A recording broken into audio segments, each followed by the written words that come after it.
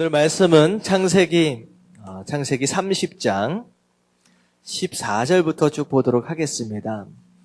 지금 우리가 야곱 이야기를 쭉 살펴보고 있는데요. 야곱이 지금 외삼촌네 집 라반의 집에 가서 있어지게 되는 이야기들을 쭉 우리가 좀 보고 있습니다. 그래서 같이 잠깐 말씀을 보고 야곱의 삶에 대해서 전체적으로 좀 요약하는 가운데 우리가 좀 은혜를 나누려고 합니다. 자, 창세기 30장 14절부터 24절까지의 말씀 먼저 교독하도록 하겠습니다. 밀 거둘 때 르우벤이 나가서 들에서 합 한 채를 얻어 그의 어머니 레아에게 드렸더니 라헬이 레아에게 이르되 언니의 아들의 합 한 채를 청구하노라. 레아가 그에게 이르되 내가 내 남편을 빼앗은 것이 작은 일이냐? 그런데 내가 내 아들의 합 한 채도 빼앗고자 하느냐? 라헬이 이르되 그러면 언니의 아들의 합 한 채 대신에 오늘 밤에 내 남편이 언니와 동침하리라 하니라. 저물 때에 야곱이 들에서 돌아오매 레아가 나와서 그를 영접하여 이르되 내게로 들어오라. 내가 내 아들의 합 한 채로 당신을 샀노라. 그 밤에 야곱이 그와 동침하였더라. 하나님이 레아의 소원을 들으셨으므로 그가 임신하여 다섯째 아들을 야곱에게 낳은지라. 레아가 이르되 내가 내 시녀를 내 남편에게 주었으므로 하나님이 내게 그 값을 주셨다 하고 그의 이름을 이사가리라 하였으며 레아가 다시 임신하여 여섯째 아들을 야곱에게 낳은지라. 레아가 이르되 하나님이 내게 후한 선물을 주시도다. 내가 남편에게 여섯 아들을 낳으리니 이제는 그가 나와 함께 살리라 하고 그의 이름을 스불론이라 하였으며 그 후에 그가 딸을 낳고 그의 이름을 디나라 하였더라. 하나님이 라헬을 생각하신지라 하나님이 그의 소원을 들으시고 그의 태를 여섰으므로 그가 임신하여 아들을 낳고 이르되 하나님이 내 부끄러움을 씻으셨다 하고 그의 이름을 요셉이라 하니 여호와는 다시 다른 아들들을 내게 더하시기를 원하노라 하였더라. 아멘. 아멘. 야곱이 에서가 받아야 할 장자의 축복을 가로채서 이제 자기가 받았어요. 이제 아버지를 속이고 형을 속이는 가운데 그렇게 장자권을 독차지했습니다. 이제 에서가 이제 그런 일들로 인하여서 야곱을 죽이겠다 하니까 결국은 어머니의 권유로 어머니의 고향이죠. 이제 하란 땅으로 이제 도망쳐 가게 됩니다. 네, 겉으로 드러나 보이기에는 이제 이삭 아버지가 생각할 때도 그렇고 원래는 이제 아내를 구하러 가는 것처럼 해서 도망쳐 갑니다. 도망쳐 가는 가운데 베델이라고 하는 지역에서 이제 사닥다리로 오르락내리락 하는 천사를 보고 하나님의 음성을 또 듣게 되지요. 하나님께서 말씀하시는 그 음성 그리고 약속을 또 듣게 됩니다. 그래서 베델 하나님의 집이다라고 해가지고 거기서 제단을 또 쌓습니다. 자, 그리고 나서 이제 하란 땅으로 들어가서 누굴 맨 처음에 만나게 되느냐? 라헬을 먼저 만나게 돼요. 네, 라헬은 이제 성경에 기록하기에 이제 외모가 이제 출중했다라고 아리따웠다라고 얘기를 합니다. 그래서 한눈에 반했나 봐요. 그래서 라헬 첫눈에 반해서 이제 라헬이랑 결혼을 하려고 했는데 사실 라헬이랑 결혼을 하기 위해서 몇 년을 일을 하게 되느냐? 7년 동안 이제 라반 외삼촌네 집에서 열심히 일을 합니다. 7년의 기간이 다 차서 이제 결혼식 잔치와 더불어서 이제 혼례를 치르게 돼요. 첫날 밤을 치르고 나서 아침에 딱 눈을 떠보니까 옆에 누가 누워 있느냐? 자기가 원했던 라헬이 옆에 누워 있었던 것이 아니라 오히려 생각하지도 못한 레아가 누워 있는 거예요. 얼마나 당황스럽겠습니까? 그래서 라반을 찾아가서 이게 무슨 일입니까? 얘기하니까 라반이 뭐라고 얘기냐? 우리 동네에서는 동생이 먼저 시집 가는 경우가 없다. 그랬으면 미리 말을 했었어야지. 이게 뭐냐는 거죠. 그랬더니 결국은 알았다. 네가 만약에 7일을 채워라. 그러니까 결혼식 기간이 7일이 동안 이제 결혼식을 하나 봐요. 그래서 7일을 치르면 결혼식을 마치면 레아도 너한테 주고 그리고 나서 라헬도 너한테 주겠다. 이렇게 된 거예요. 그러니까 이제 어떻게 보면 이제 언니와 동생이 남편이 어떻게 되는 거예요? 한 남편이 되는 거예요. 정말 애매한 이제 말도 안 되는 상황. 오늘날 입장에서 본다면 말이 좀 안 되는 상황이죠. 근데 그런 상황이 된 거예요. 그래서 7일을 치르고 나서 이제 레아랑은 이제 결혼식이 마쳤죠.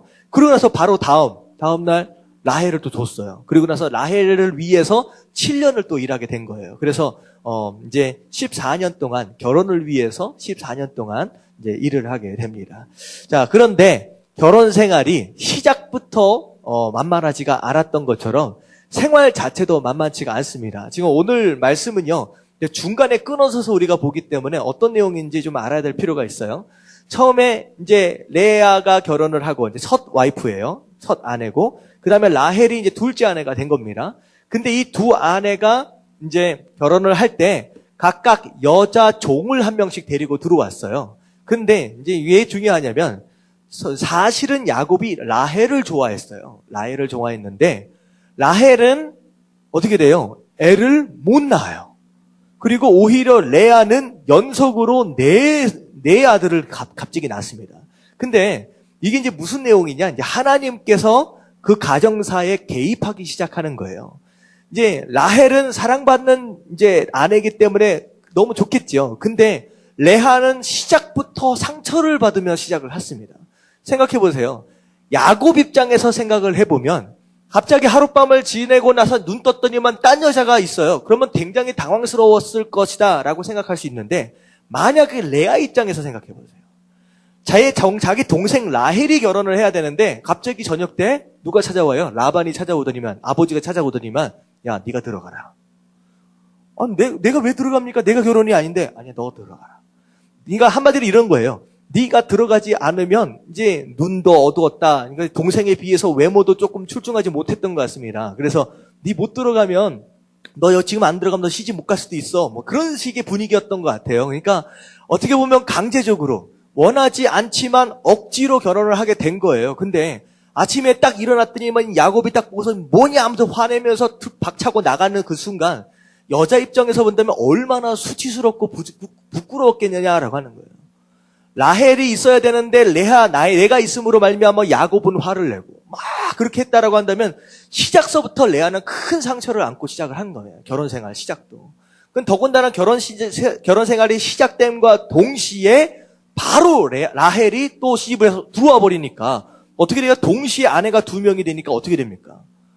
제대로 사랑 한번 못 받아보고 뭔가 사랑을 누가 다 독차지해 가요? 자기 동생?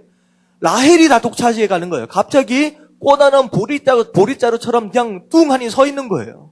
그러니까 얼마나 마음이 힘들겠어요. 그러니까 하나님께서 여기서 개입을 하시는 거예요. 사랑을 받는 라헬의 태를 하나님께서 막으십니다.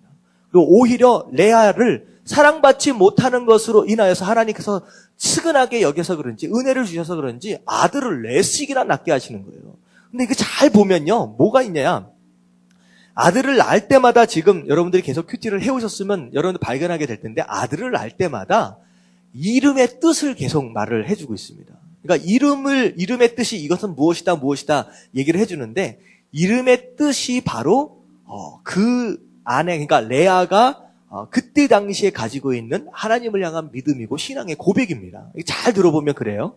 그러니까 첫째 아들 딱 나왔을 때 이름 자체에 대한 어떤 내용이 그래요. 이게 앞에를 쭉 보면 우리 큐티 교재 맨 앞쪽을 한번 열어보십시오. 20페이지.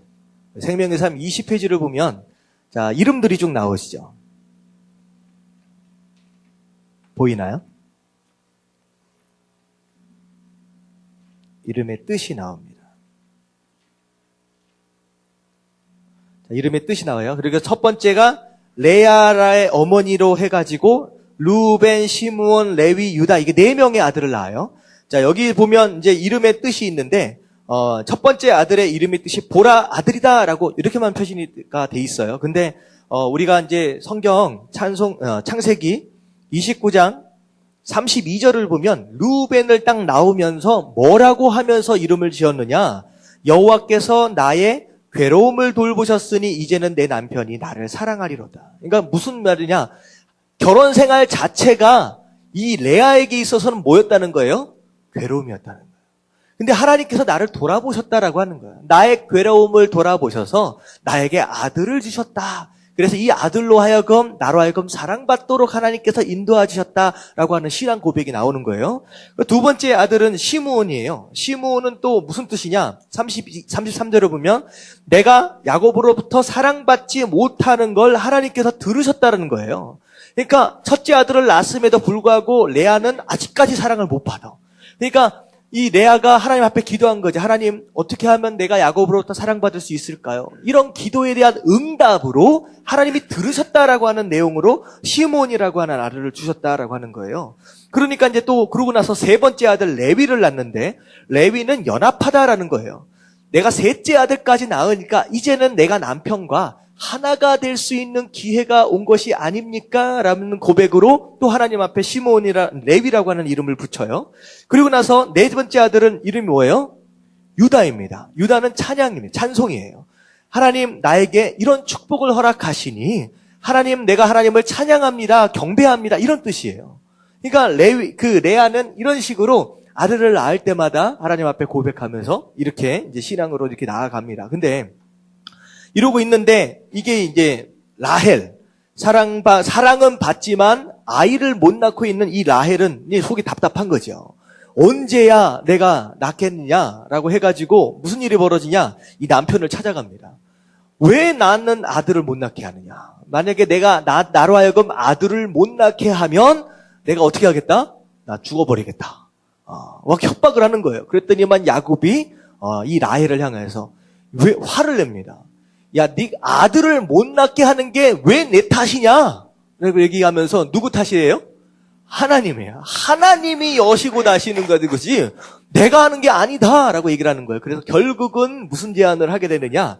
이 라헬의 여종이 있었다 그랬잖아요. 결혼할 때. 여종을 대신해서 자기 대신해서 집어넣는 거예요. 근데 오늘날로 생각하면 이해가 안 가지만 그때 당시에는 가능했던 것 같습니다. 그래서 여종 빌하를 넣어가지고 이제 첫 번째 아들을 낳아요. 단이라고 하는 아들을 낳았는데 이게 이제 뜻이 무엇이냐? 송사, 재판 이런 뜻이에요. 이게 다시 말하면 무슨 얘기냐? 하나님께서 나의 억울함을 들으셨다는 거예요. 그러니까 여태껏 아들 못 낳고 계속 이렇게 되어지는 상황 자체가 자기는 너무 억울했다라고 하는 거예요. 그래서 하나님이 이 모든 억울함을 하나님께서 판가름해줬다라고 하는 그런 식으로 이름을 붙여요. 그러고 나서 빌하가 또 애를 낳는데 납달리라고 하는 이름을 붙여요. 근데 납달리는 경쟁입니다. 무슨 뜻이냐? 내가 언니랑 경쟁해서 이제는 뭐 했다는 거예요? 이제는 이겼다. 내가 이제는 이겼다라는 그런 이제 고백으로 이제 하게 됩니다. 근데 이제 또 보다 보니까 레아가 이제 네 아들을 낳고 나서 그다음부터는 애를 못 낳는 거예요. 그러니까 이제 어느덧 이게 이제 라헬의 여종으로부터 애가 막 둘이나 나오니까 또 사랑이 빼앗기는 것 같은 거예요. 그래가지고 또 자기의 여종, 실바라고 하는 레아의 여종을 또 넣어가지고 갓이라고 하는 이제 아들을 낳습니다. 이게 이름이 뭐예요? 하나님께서 나에게 복을 주셨다라고 하는 거. 그리고 두 번째 아들, 이제 실바를 통하여 아셀이라고 하는 아들을 낳는데 이제 그게 하나님께서 이 아들을 통하여 나에게 기쁨을 또 허락하셨다라고 하는 기쁨, 기쁨이란 뜻으로 또 이제 애를 낳죠. 자, 그리고 나서 있어지는 얘기가 이제 오늘 말씀이에요. 오늘 말씀. 딱 보니까 레아가 이제 레아의 아들이 뭘 구했어요? 합한채라고 하는 것을 들여서 얻은 거예요. 이제 이게 뭐냐면 여기 설명이 뭐라고 나와 있냐면 근동 지방에서 정력제 혹은 여성의 임신을 돕는 것으로 알려진 약용 식물이다. 그러니까 이때 당시에는 지금 이제 이 두 아내가 무엇에 이제 혈안이 돼 있어요? 오로지 아들 낳는 거에 혈안이 돼 있는 거예요. 어떻게 해서든 아들을 계속 낳아가지고 야곱으로부터 사랑을 얻으려고 이것에 지금 혈안이 돼 있기 때문에 이게 굉장히 중요한 것을 이제 구해가지고 온 거죠. 이제 레아가 잠깐 지금 애를 못 낳고 있잖아요. 그렇게 되니까 이게 이제 그렇게 해서라도 이제 애를 낳아야 되겠다. 그래서 합한 채를 아들이 얻어가지고 왔는데 자 이것을 누가 알았느냐? 라헬이 들은 거예요. 그래서 팔아라. 이거 나한테 줘라. 그러니까 레아가 순순히 주지 않죠. 네가 내 남편 뺏어갔는데 어디서 이걸 갖다가 또 가져가려고 그래? 그러니까 이 라헬이 무슨 얘기를 하냐? 그거 나한테 주면 오늘 밤 네가 들어가라는 거야. 그러니까 그때 당시에는 아내가 지금 뭐 본처만 해도 둘이잖아요. 그리고 첩으로 해서 들어가는 게 또 둘이잖아요. 그러니까 전체가 4명입니다.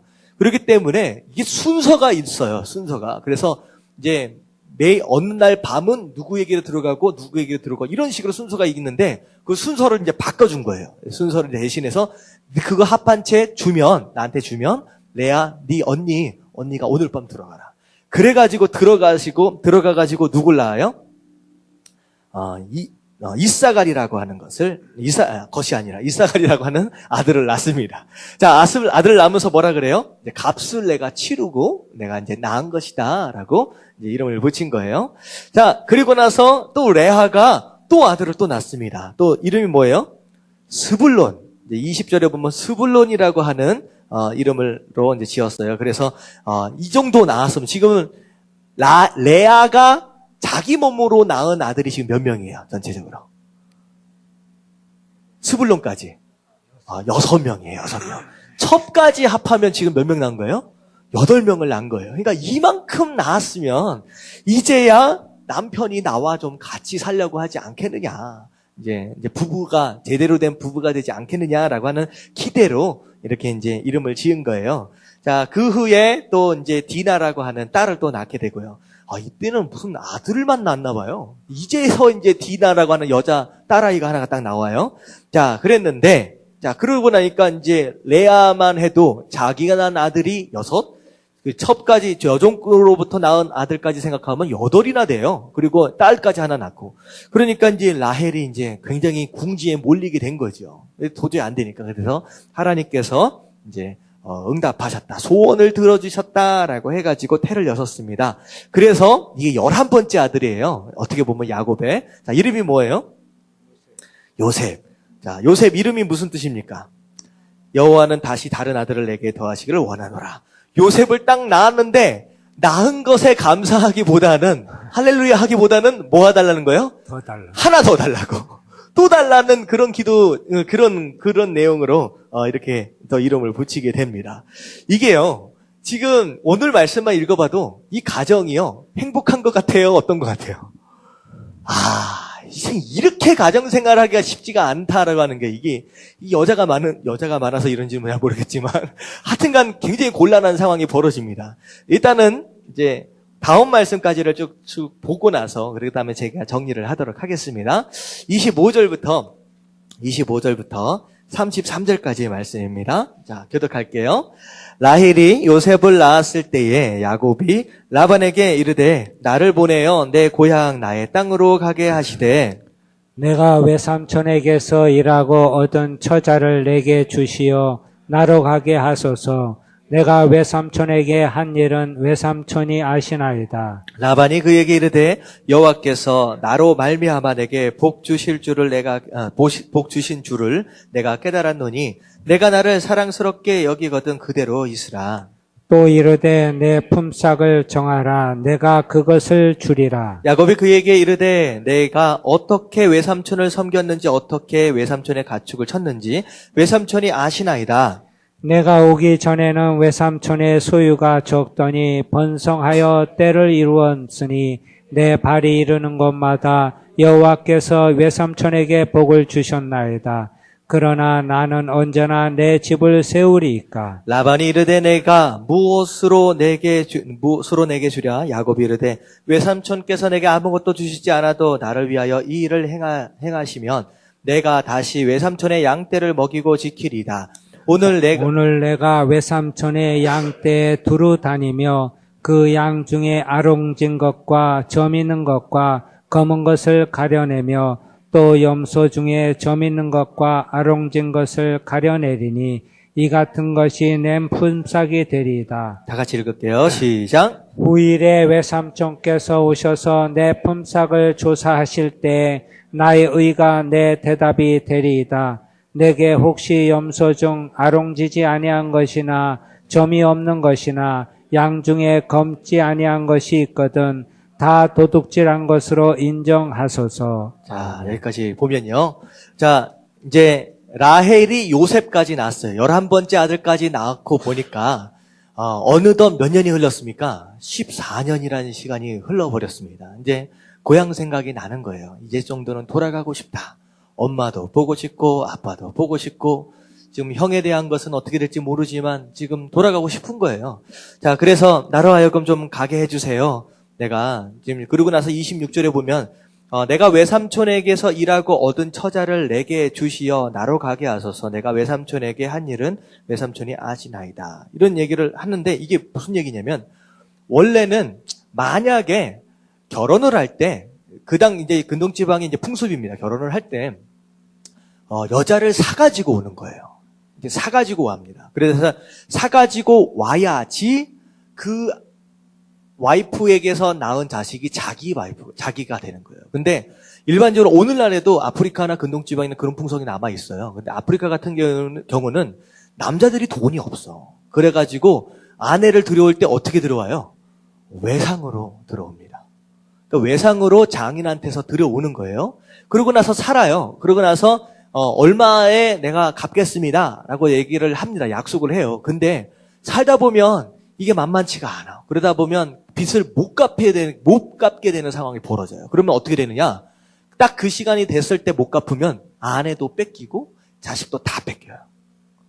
다 뺏겨. 그러니까 내게 아니에요. 실제로 그런 일들이 아프리카에 오늘날도 굉장히 많습니다. 남자들이 돈이 없으니까. 근데 장인은 그걸 데려갑니다. 왜냐하면 그 자식들이 다 돈이기 때문에. 그게 재산이기 때문에 다 데려가지고. 근데 지금 야곱은 어떻게 된 상황이에요? 값을 지불한 거예요? 아직 못했어요. 지금 지불을 다 했어요. 그렇기 때문에 자기 아내도 자기 거고요. 그리고 자식들도 다 자기 거예요. 그러니까 이게 다 내 거지 않습니까? 그러니까 이제는 나 다 데리고 나로 하여금 가게 해주세요라고 지금 얘기를 하는 거예요. 자, 그랬더니 라반이 뭐라 그래요? 스테이 하라. 그냥 있어라 라고 얘기하는 거예요. 왜냐? 지금 야곱이 와서 같이 있다 보니까 어떻게 돼요? 엄청 재산이 불어났거든요. 그러니까 야곱은 그런 것이 있는 것 같아요. 약간 사기꾼 것 같고, 이게 제가 읽으면서 나중에 좀 설명하게 된 저는 야곱을 별로 그렇게 좋아하지는 않습니다. 별로 좋아하지는 않는데, 그거 하나만큼은 확실한 것 같아요. 열심히 일해요. 그랬더니만 하나님 복을 부어주시는 거야. 그러니까 라반이 딱 볼 때에도, 야, 하나님이 얘를 복 주시는구나, 라고 느껴지는 거예요. 그래서 이 야곱이 뭐라 그래요? 내가 오기 전에 30절에 보니까 내가 오기 전에는 야곱의 소유가 어땠다? 아니 외삼촌의 소유가 어땠다? 적었다. 근데 어떻게 돼요? 같이 내가 일을 해주다 보니까 번성하게 됐지 않느냐? 이제는 이제 부자가 됐지 않느냐? 이제 야곱 때문에 복을 받는 거예요. 그러니까 이제 그것을 안 라반이 야곱을 보내주기가 싫은 거죠. 그래서 너 가지 말고 같이 일해라 해라. 여기서 좀 있어라. 네가 나를 사랑한다면. 사실 사랑에 대한 문제가 아니라 라반은 어떤 내용이에요? 이제 자기가 부자가 되니까 놓아주기 싫은 거죠. 그냥 악덕업주입니다. 그냥 계속 이용하고 싶은 거예요. 자, 근데 결국은 어떻게 했느냐? 품삯을 정하기로 했어요. 머물러 있는 동안에, 머물러 있는 것을 전제로, 떠나는 게 아니에요. 머물러 있는 걸 전제로 내 재산을 주시오. 그러니까 내가 일을 했는데 왜 나는 하나도 없느냐는 거죠. 그래서 내 재산을 주세요. 그래서 딜을 하기로 어떻게 했느냐? 이제 얼룩덜룩 아롱진 거 있잖아요. 전민한 거. 이게 사실 양들은 흔하지 않는 이제 일들이에요. 약간 돌연변이 현상이 일어날 때 이렇게 아롱지거나 점박이가 나옵니다. 그러니까 한 100마리 중에 한 2-3마리 정도밖에 안 나와요. 그러니까 그런 식으로 생각하시면 돼요. 그러니까 이런 점박이나 아롱진 것이 나오면 이거 내 것으로 하겠습니다. 그러니까 라반이 딱 생각해보니까 머리가 팍팍 돌아가잖아요. 손해볼 게 있어요, 없어요? 없잖아요. 얼마 되지도 않는 거 그런데 가져가. 그러더니 그 선 이제 허락을 해준 게 된 거죠. 자, 그렇게 해서 이제 오늘 딜이 성립이 된 겁니다. 그래서 만약에 아롱진 것이 아닌 그냥 깨끗한 것이 내가 가지고 있다라고 한다면 내가 도둑질한 겁니다. 그래서 이제 품삯을 그렇게 나누게 되면서 이제 아시다시피 앞으로 이제 몇 년을 일하게 됩니까? 앞으로 6년을 더 일하게 됩니다. 맞죠? 6년. 네, 6년을 일하게 돼요. 그러니까 7년, 그리고 6년을 품삯으로 일해서 나중에는 이제 아롱아롱진 것만 이제 재산이 많아져서 이제 나중에는 속이고 떠나잖아요. 몰래 떠납니다. 근데 그런 상황이 벌어지는 거예요. 자, 결국은 이렇게 해서 이제 야곱이 재산을 자기 소유의 재산을 이제 얻게 되는 상황이 이제 오늘 말씀까지 해서 이루어지는 거예요. 자, 오늘 말씀 가운데서 이제 제가 여러분들하고 함께 나누고자 하는 내용이 무엇이냐? 이런 거예요. 지금 야곱의 가정사, 결혼하는 시작서부터 라반네 집에 가가지고 결혼을 시작으로부터 어떻게 보면 네 아내를 얻었어요. 이제 사실 야곱이 정말로 원했던 아내는 라헬이었잖아요. 라헬을 얻었어요? 못 얻었어요? 얻었어요. 그러니까 야곱은요, 열심히 무엇인가를 해요. 그래서 무엇인가를 자기가 원하는 건 꼭 얻고야마는 그런 성격을 가지고 있습니다. 그러니까 날 때부터 그토록 얻기 원했던 장자권도 무슨 수를 써서라도 얻는 거예요. 그러니까 자기가 사랑하는 라헬도 얻어냅니다. 그리고 오늘 말씀 마지막 부분에 보면 자기가 원했던 아들도 엄청 많아지잖아요. 그리고 나서 자기가 원했던 재산까지도 엄청난 나중에 부자가 돼서 나오는 것처럼 재산도 다 얻어요. 그러니까 야곱은 뭔가 원하는 게 있으면, 그래서 제가 뭐라고 말씀을 드리냐, 야곱은 씨름하는 인생이다라고 말씀을 드리잖아요. 그러니까 평생 씨름하면서 원하는 것을 다 얻어나가는 그런 삶을 삽니다. 근데 재밌는 건 뭐냐면, 이게 아이러니하죠. 원하는 걸 다 얻고 전부 다 누리고 있음에도 불구하고 야곱은 지금 행복합니까? 불행합니까? 지금 가정사를 보면요, 결코 행복하다라고 얘기하기가 쉽지가 않은 내용들이에요. 이게 원래 굉장히 중요한 게 뭐냐면, 가정이 편안하려면 누가 평안해야 돼요? 안사람이 편안해야 돼요. 안사람이 편안해. 이게 부인이 편안해야 되는데, 이 부인들은, 이 4명의 부인이 있는데요, 이게 서로 시기하고 질투하고 서로 경쟁하고 만족하지 못하고 서로 싸우고 서로 원망하고 분노하고, 이게 야곱 가정의 현실이다라고 하는 거예요. 그러니까 내 가정이 아무리 많은 것을 누리고 있다라고 할지라도, 재정적으로든 내가 원하는 성공이든 뭔가를 누리고 있다라고 할지라도 내 가정 안에 이 야곱처럼 시기와 질투와 경쟁과 만족하지 못함, 감사하지 못하는 거죠. 원망과 분노. 잘 생각해 보세요. 아들 못 난다고 이 라헬이 누구 찾아가요? 야곱 남편 찾아가서 나 아들 안 낳게 해주면 나 죽을 거야. 이게 지금 가정 안에서 일어날 일입니까? 자살하겠다라는 거예요. 그랬더니만 야곱은 뭐라 그래요? 야, 내가 왜 내가 책임이냐? 하나님 책임이지. 오히려 책임 전가를 누구한테 해요? 라헬은 야곱한테 하고, 야곱은 누구한테 해요? 하나님한테. 이게 선악과 따먹는 그 장면하고 똑같은 거예요. 죄 짓고 나서 뭐라 그래요? 자기 인생 안 풀리니까 다 남 책임이라는 거예요. 책임 전가하는 거예요. 이게 어떻게 행복한 가정이냐라고 하는 거예요. 결코 행복하지 못하는 거예요. 근데 뭐가 문제냐는 거예요. 왜 다 누리고 왜 다 얻어가고 있음에도 불구하고 이런 상황 가운데 온전한 행복을 누리지 못하느냐? 원인이 있다라고 하는 거예요. 이 원인을 제가 여러분들하고 함께 나누기 원합니다. 자, 첫 번째 원인이 무엇이냐? 자, 야곱이 가지고 있는 신앙. 이게 성숙하지 못한 신앙이고, 그리고 이기적인 신앙입니다. 자, 제가 왜 어떤 근거로 이 말씀을 드리느냐? 야곱이 하나님을 처음 만난 장소가 어디예요? 베델이라고 하는 장소입니다. 자, 거기서 하나님이 나타나서 뭐라고 말씀하시냐? 내가 아브라함의 하나님이다.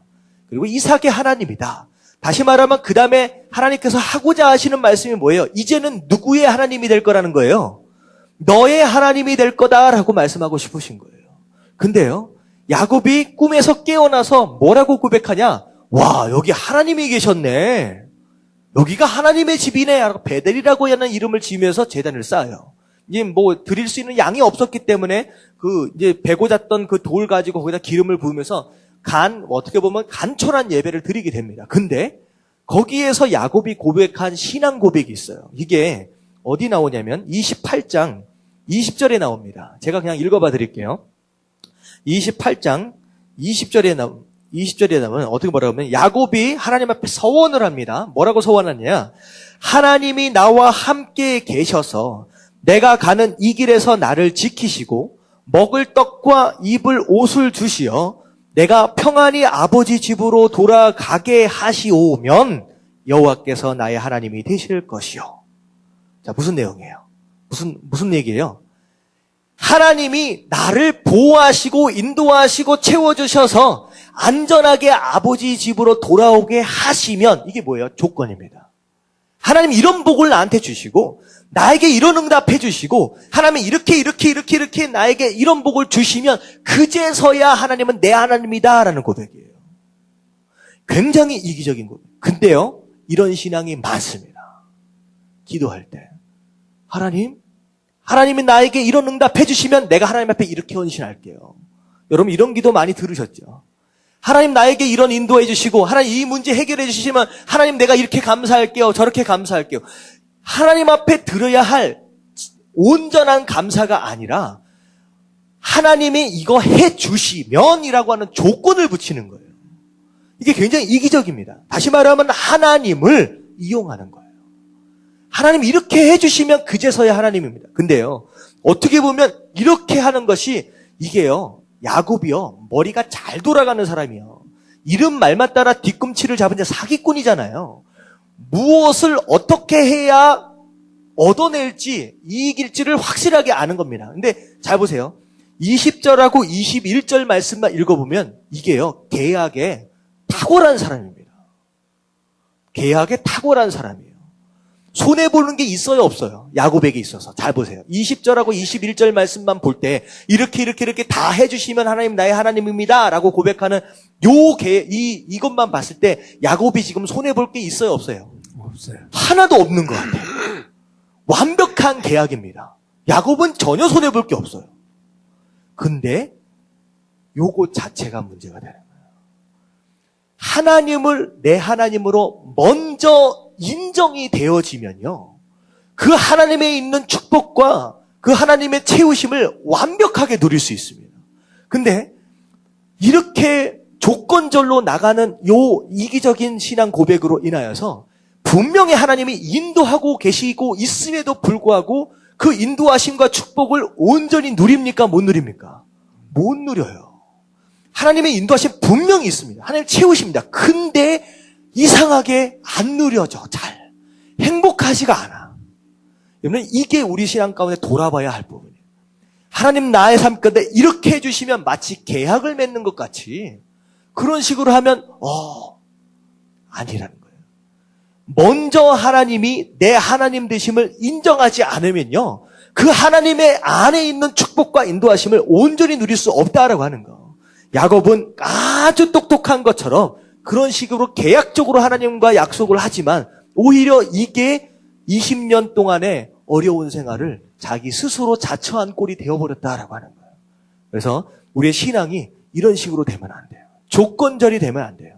여러분, 하나님은 나에게 어떤 축복을 주셨다, 어떤 뭘 해주셨다라고 하는 것과는 상관이 없이 여러분들의 하나님 되심을 여러분 먼저 인정하시게 되길 주님의 이름으로 축원합니다. 아멘. 하나님이 내 하나님이 되고 난 뒤에야 그 다음부터 스토리가 시작되는 거예요. 축복이 시작되는 거예요. 행복이 시작되는 거예요. 이게 전제되지 않으니까 20년 동안 너무 고생하잖아요. 야곱이 뭐라 그래요? 나중에 내 인생에 대해서 험악한 세월을 내가 보냈다라고 바로에게 고백하잖아요. 자기가 돌아보니까 내 인생 험악했다라는 거예요. 하나님이 분명히 인도하시고 축복해 주셨는데도 불구하고 느낄 때는 험악한 세월처럼 느껴지는 거예요. 마찬가지입니다.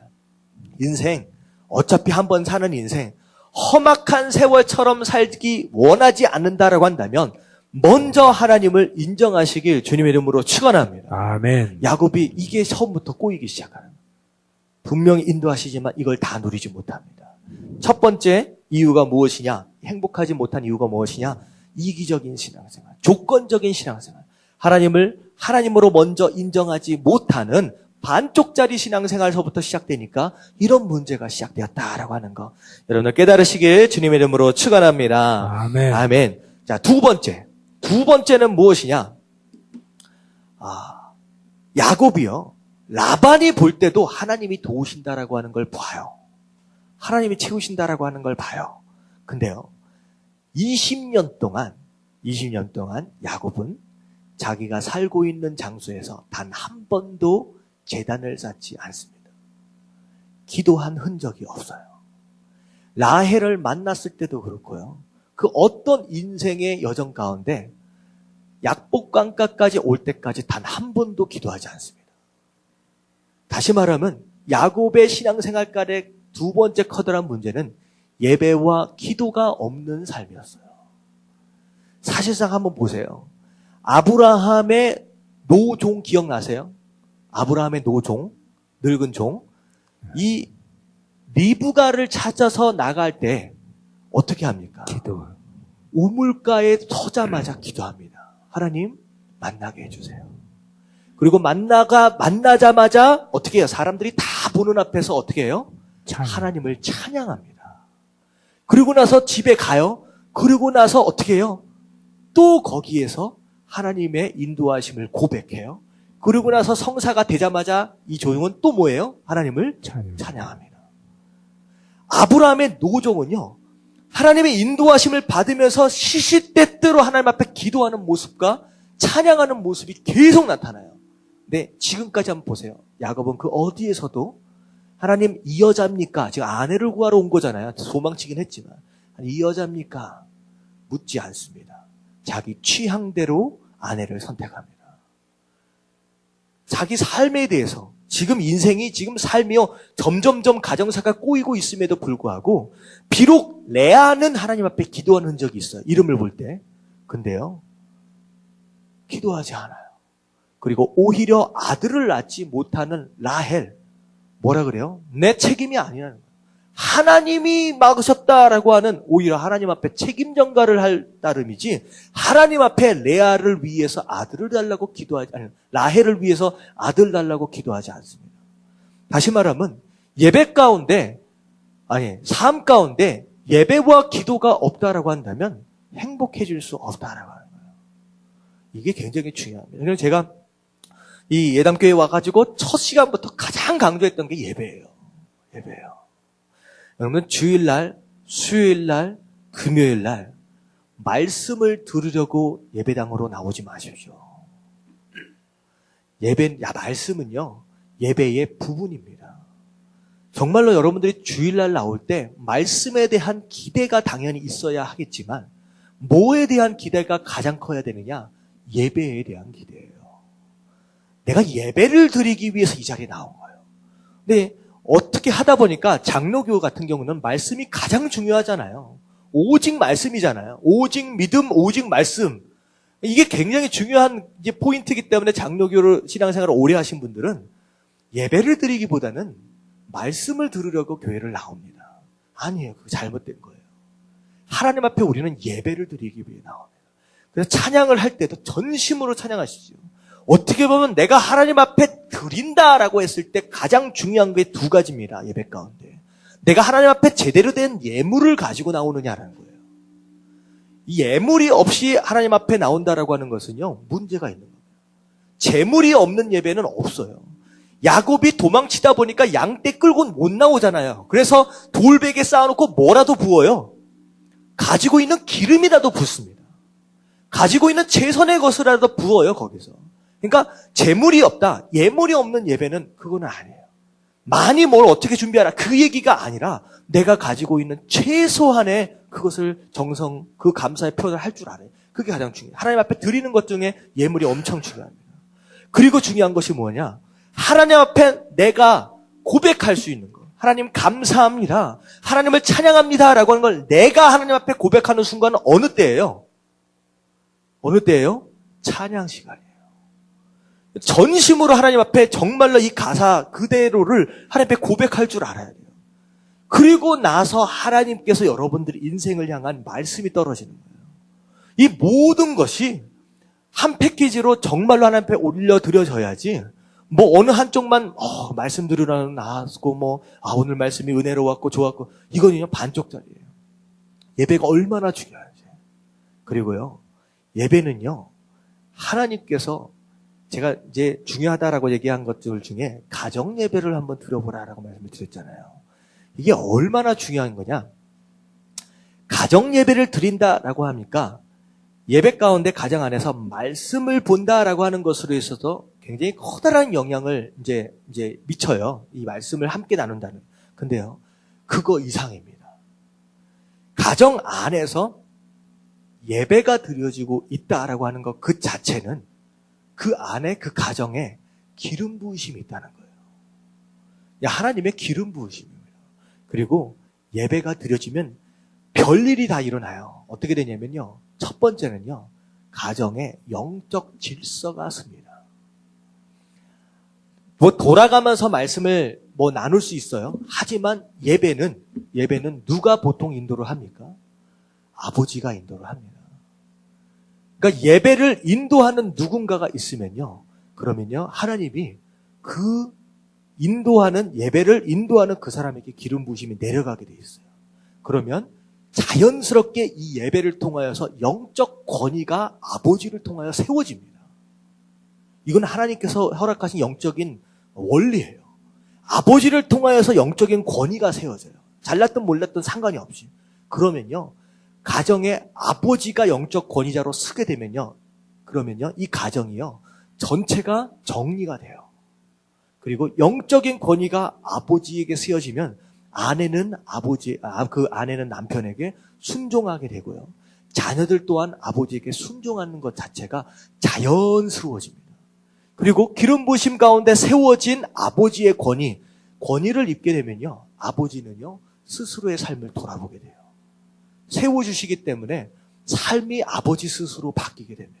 남편 스스로 바뀌게 돼요. 그래서 이 가정 예배를 드려라라고 하는 것이 그런 영적인 질서가 세워지면 여러분들 그 가정에 싸움이 일어날까요? 안 일어날까요? 그 웬만하면 싸우지 않아요. 그런 질서가 딱 세워지게 되고 그런 말씀으로 가득 채우고 기름 부으심이 가정 가운데 있으면요.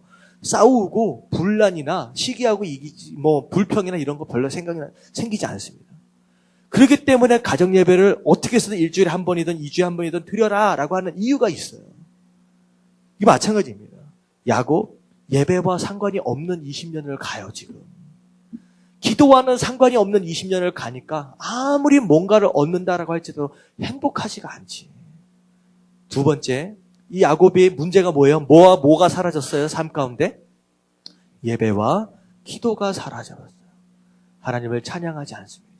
하나님 앞에 묻지 않는 이런 신앙생활. 이게 문제다라고 하는 거예요. 자, 세 번째, 이 문제가 생기는 원인은 무엇이냐? 성숙하지 못한 인격입니다. 이게 야곱이 성숙하지 못한 인격이에요. 자, 뭐냐? 이 야곱의 이 모든 분란의 원인은 사실 누가 제공하고 있어요? 야곱이 문제예요, 야곱이. 생각해 보세요. 라헬은 애를 못 낳아. 레아만 애가 낳아. 하나님이 개입하신 거예요. 의도적으로. 근데 왜 하나님이 개입하실 수밖에 없어요? 야곱이 누구만 사랑하니까? 라헬만. 성숙하지 못한 인격은요. 다른 사람을 배려할 줄 모릅니다. 생각해 보세요. 내가 누군가만을 막 사랑해요.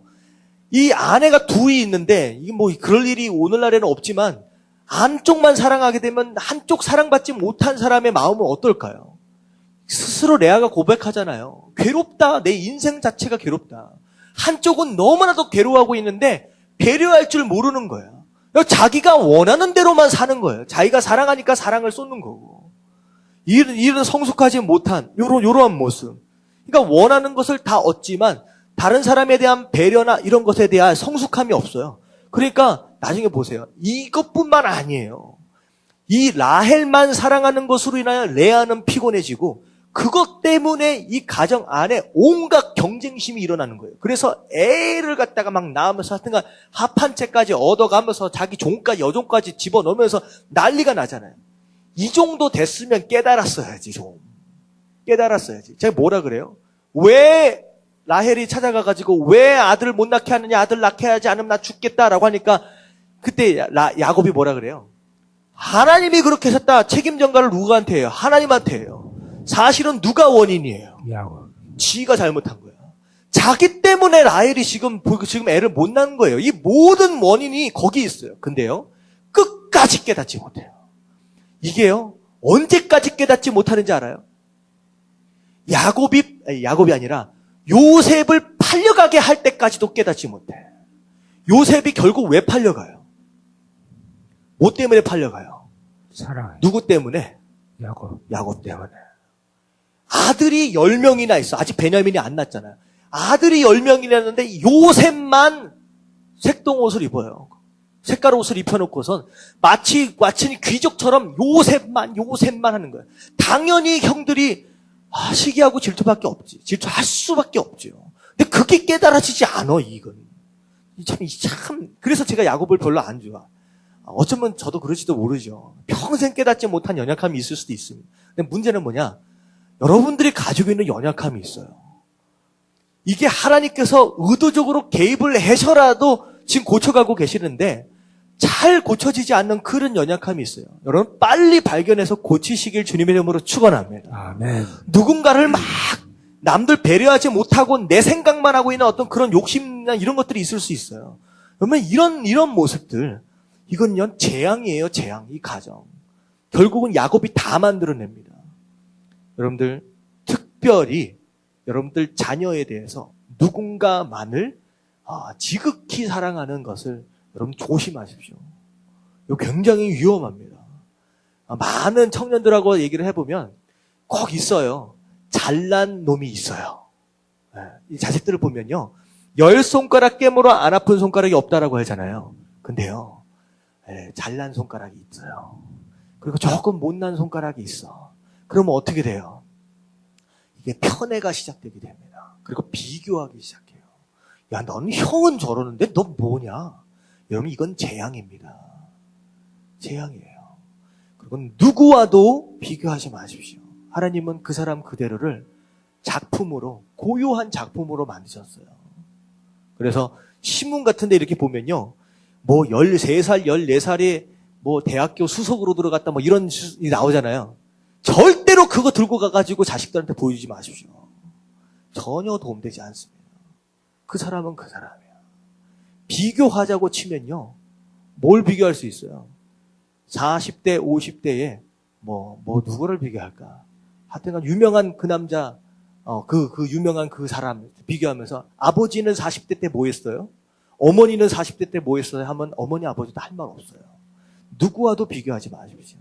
비교하는 순간 그게 재앙이에요. 그래서 여러분들 자녀들 다 계시잖아요. 절대 비교하지 않으시길 주님의 이름으로 축원합니다. 아멘. 아멘. 저는 이제 감사하게도 비교당하지 않고 오히려 사랑 많이 받고 자라가지고 저는 그런 상처는 없습니다. 이렇게 동생이 공부를 좀 잘했거든. 근데 저도 못하진 않았어요. 근데 동생이 좀 더 잘했거든요. 근데 그럼에도 불구하고 저희 부모님은 비교하지 않으셨던 것 같아요. 동생하고 저는 비교하지 않으셨어요. 그래서 저는 저 나름대로 잘하는 것을 많이 격려해 주시고 동생은 동생 잘하는 것을 격려해 주셔서 둘 사이에는 이게 그런 경쟁이나 시기나 질투가 저는 없어요. 정말로 감사할 내용인 것 같아요. 근데요, 많은 청년들이 이런 것에 있어서 어려움을 겪습니다. 오늘 깨달으시길 주님의 이름으로 축원합니다. 아멘. 현빈이도 애 낳으면 날개 잘해야 돼. 이렇게 비교하고 그러면 안 돼. 자, 그리고 행복하지 못한 이유가 무엇이냐? 방금 얘기한 거 비슷해요. 비교와 경쟁과 욕심입니다. 비교하고 경쟁하고 욕심 부리기 시작하면 그 어떤 것을 채워준다라고 할지라도 절대 행복할 수 없어요. 이걸 조심해야 돼요. 절대 나 자신을 누군가와 비교하지 마십시오. 그리고 그것 때문에 경쟁하지 마십시오. 그것 때문에. 그리고 나서 욕심 부리지 마십시오. 감사하라는 거예요. 지금 레아와 라헬 계속 경쟁합니다. 욕심 부리는 거예요. 아들을 많이 낳으면 내가 행복해질 거라고 생각을 하는 거예요. 결국 거기에 대한 착각으로 인하여 엄청난 소용돌이가 이 가정에 찾아온다는 거예요. 행복은 그렇게 이루어지는 게 아닙니다. 제가 이게 말씀을 좀 나누다가 이게 뒤에 큐티 구절을 보니까 이런 내용이 있어요. 제가 이제 소개를 좀 해드리는데 탈무드에 나오는 얘기래요. 어떤 개가 있었는데 곰곰이 생각해 보니까 사람들이 왜 나를 좋아할까? 그러니까 자기가 이제 꼬리를 막 흔들고 그러니까 사람들이 막 반가워하고 막 그러니까 나에게 있어서는 내 복은 꼬리에 있구나라고 생각을 한 거래요. 탈무드 얘기입니다. 그래서 내가 이 꼬리를 제대로 잡으면 내가 더 행복해질 거라고 생각을 한 거예요. 그러니까 꼬리가 행복이다. 그래서 꼬리를 잡으려고 했대요. 그랬더니만 개가 자기 꼬리를 잡으려고 해보십시오. 어떤 상황이 벌어집니까? 계속 도는 거예요. 한 바퀴. 똑같은 장소, 똑같은 방향으로. 잡아져요? 안 잡아져요? 절대 안 잡아져요. 그러더니 옆에 있는 나이 드신 분이 이제 이 개를 향해서 하는 얘기가 이 얘기예요. 나도 자네처럼 이 노인이 개랑 대화를 합니다. 참 신기합니다. 근데 어쨌든 대화 내용이 이래요. 나도 자네처럼 열심히 행복을 잡으려고 돌고 돌았지만 결국 잡지 못했지. 하지만 한 가지 사실을 깨달았다네. 꼬리를 잡으려고 열심히 돌면 어지러울 뿐이지만 내가 한 목표를 향해 달리면 그 꼬리는 항상 나를 따라온다는 것일세. 그러니까 꼬리를 잡으려고 하면 잡혀요? 못 잡혀요? 안 잡혀요. 그냥 고생만 하는 거예요. 하지만 내가 어딘가를 향하여 전진하면 꼬리는 자연스럽게 나를 따라온다. 행복은 자연스럽게 나를 따라온다는 거예요. 다시 말하면 행복은 잡으려고 하는 것이 아니라 내가 무엇인가를 향하여 달려가는 순간 행복은 찾아온다라고 하는 거예요. 근데 오늘 말씀에서 등장하고 있는 레아와 라헬, 야곱, 그들이 달려가야 할 목표는 무엇이었느냐라고 하는 거예요. 그들이 감당해야 할 사명은 무엇이었느냐라고 하는 거예요. 이들은 사명을 생각하지도 못하고 사는 사람들이었어요. 그러니까 행복하지 못하지. 제가 이번 주에 함께 나눴던 얘기들 가운데 제가 되게 재밌는 걸 찾았어요. 창세기 28장 13절부터 14절까지 보면요. 하나님께서 야곱에게 베델에서 나타나서 축복하는 장소가 나옵니다. 그러니까 하나님께서 사람에게 나타나셔서 축복하시는 장면이 나중에 보세요. 12장 아브라함을 처음 만났을 때 한번 말씀을 하세요. 그리고 22장 하나님이 아브라함에게 나타나셔서 그 다음 또 반복되어지는 축복의 말씀을 다시 한번 하십니다. 그러고 나서 하나님께서 딱 나타나셔서 하시는 장면이, 근데 중간에 이삭에게 하는 것을 제가 못 찾았는데 28장 13절부터 14절까지 나와요. 그리고 나서 비슷한 내용이지만 사람이 사람에게 축복하는 장면이 나와요. 말씀이 되게 비슷합니다. 그러니까 아브라함이 이삭한테, 이삭이 야곱한테, 또 이삭이 또 야곱한테 축복하는 장면이 나와요. 근데 딱 차이가 있어. 하나님은 사람에게 축복할 때 항상 이 부분을 꼭 얘기하는데 사람은 서로 축복할 때, 아브라함은 이삭, 이삭은 야곱에게 축복이 내려가는데 사람은 축복할 때 이 부분을 반드시 뺍니다. 이게 14절을 보면 내 백성이 땅에 티끌같이 되어, 그러니까 14절입니다. 28장 14절을 보면 내 자손이 땅에 티끌같이 되어 내가 서쪽과 동쪽과 북쪽과 남쪽에 퍼져 나갈지며, 자, 거기까지는 비슷해요. 그러니까 이 땅에서 잘 된다라고 하는 거, 땅을 차지하게 된다는 거, 너 자손들이 많아진다라고 하는 거, 여기에 대한 축복들은 비슷비슷하게 서로가 축복을 해요. 근데 하나님은 꼭 뭐라고 말씀하시냐? 모든 족속이 너와 내 자손으로 말미암아 복을 받으리라. 다시 말하면 너희가 너한테 복을 주는 이유가 뭐예요? 모든 족속이 너를 통하여 복을 받아야 한다라고 하는 사명이 있다는 거예요. 반드시 하나님은 어디에서든 이걸 꼭 말씀하십니다. 근데 사람은 이 부분을 항상 빼먹어. 그러니까 다시 말하면 보는 관점이 다른 거예요. 하나님은 이 복을 통하여 누가 복을 받기 원하시는 거예요? 모든 족속이야. 하나님은 지금 뭘 바라보고 계시냐? 복을 받아야 하는 모든 족속에게 눈이 가 계시는데, 사람은 심지어 아브라함도 심지어 이삭도 뭐에만 관심이 있어요? 모든 족속이 아니라 누구? 나요, 나. 내 집안 복 받을 것만 생각하고 있는 거예요. 이게 하나님과의 시각 차이예요. 야곱, 하나님이 분명히 이것을 통하여 이게 분명히 사명을 주셨어요. 근데 전혀 사명과는 상관이 없이 내가 복을 받을 것만을 생각하는 거예요. 다시 말하면 꼬리를 잡으려고 애를 쓰니까 행복하지 않은 거예요. 꼬리를 잡으려고 해요. 사명이 없으니까, 가야 할 방향이 없으니까 꼬리만 잡으려고 하는 거예요. 여러분 마찬가지입니다. 행복하려고 애써 보십시오. 절대 행복해질 수 없어요. 하지만 주신 사명을 감당하는 사람은 꼬리가 따라오는 것처럼 복이 따라온다라고 하는 거, 여러분 깨달으실 수 있게 되길 주님의 이름으로 축원합니다. 오늘 말씀의 핵심이 맞아요. 야곱은 다 누리고 있는 것 같은데 행복하지 않아요. 여러분 인생 가운데 그럴 수 있어요. 뭔가 이루어지고 뭔가 누리고 있는 것 같은데 이상하게 행복하지 않아. 왜 이상하게 불안하고 이상하게. 여러분들 방금 제가 말씀드렸던 원인 몇 가지를 말씀드렸나요? 4가지 말씀드렸나요? 여러분 4가지 여러분 기억하시는 가운데 여러분들 야곱처럼 되지 마시고 진짜 누리시는 복을 그리고 행복해지시는 저와 여러분들 되시길 주님의 이름으로 축원합니다. 아멘. 아멘.